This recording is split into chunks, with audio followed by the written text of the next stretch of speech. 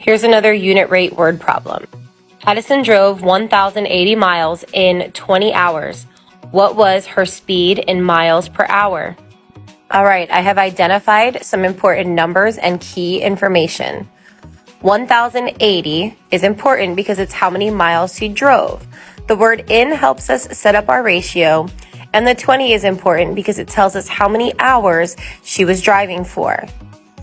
We need to find the miles per hour, which means we're trying to figure out how many miles she drove in 1 hour.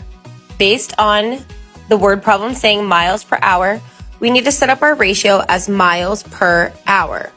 To start with, we know she drove 1,080 miles in 20 hours. We need to figure out how many miles she drove in 1 hour.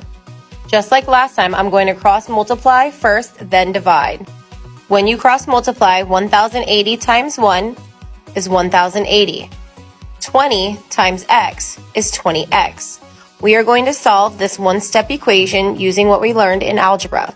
To solve for x, we need to divide both sides by 20 so that x can be isolated or alone on one side of the equal sign. Dividing 1,080 by 20, 20 cannot go into 1, it can't go into 10, it can go into 108 5 times. 5 times 20 is 100.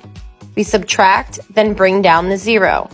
20 times 4 is 80. When we subtract, we are left with no remainder. Therefore, our answer is 54. Since x equaled 54, that means that Addison can drive 54 miles in 1 hour.